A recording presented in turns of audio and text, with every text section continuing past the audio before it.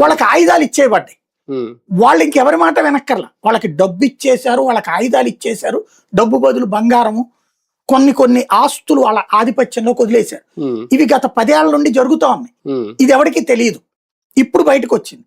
దాంతో ఇప్పుడు దాడులు చేస్తున్న వాళ్ళకి అధ్యక్షుడికి సంబంధం లేదు. ఇంకా మరి అమెరికా ఎవరితో చర్చిస్తోంది? ఎవడో గొట్టంగాడితో చర్చిస్తోంది. వీళ్ళ గొట్టంగాడు ఎవడో తెలియదు చర్చిస్తున్నాడు. కనీసం ఇప్పుడు మనకి చర్చలు అంటే మీడియా చూస్తుంది, వీళ్ళు వచ్చారు వీళ్ళ తరపున వీళ్ళ తరపున. మొన్నటి దాకా వీళ్ళు ఖతార్ లో, ఒమన్ లో చర్చలు జరిపారు.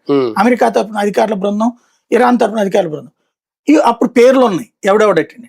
ఇప్పుడు ఎవడి పేర్లో తెలియదు. అంటే ఇప్పుడు అమెరికా పంపించిన ఈ శాంతి చర్చలకు సంబంధించిన డిమాండ్లు ఇరాన్ అంగీకరించలేదు అనడం, అది కూడా వాస్తవం? అది ఎవరితో చర్చించినట్టు? అన్ని టీవీల్లో పేపర్లలోనే వాస్తవం. అంతేనా? అవన్నీ ఒరిజినల్ గా బహిరంగంగా వాడు చెప్పాడు, బహిరంగంగా వీడు డెనై చేశాడు, బహిరంగంగా వీడు చెప్పాడు, బహిరంగంగా డెనై చేశాడు. అంతే. చర్చలు ఎవరితో జరుపుతున్నారో అమెరికా అధ్యక్షుడు చెప్పట్లా. ఇరాన్ అసలు మేము ఎవరిని చర్చలుగా పంపించలేదు అంటుంది.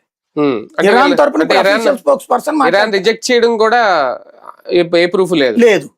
అంటే పేపర్లలో వాళ్ళ అధికార ప్రతినిధులు మాట్లాడుతున్నారు. అమెరికా మా ప్రతిపాదనలు ఇవి అన్నది వాళ్ళ అధికార ప్రతినిధి మాట్లాడాడు, ఇరాన్ అధికార ప్రతినిధి మాట్లాడాడు. అమెరికా అధికార ప్రతినిధికి ఒక లాయల్టీ ఉంది, ట్రంప్ చెప్తేనే చెప్తాడు అతను.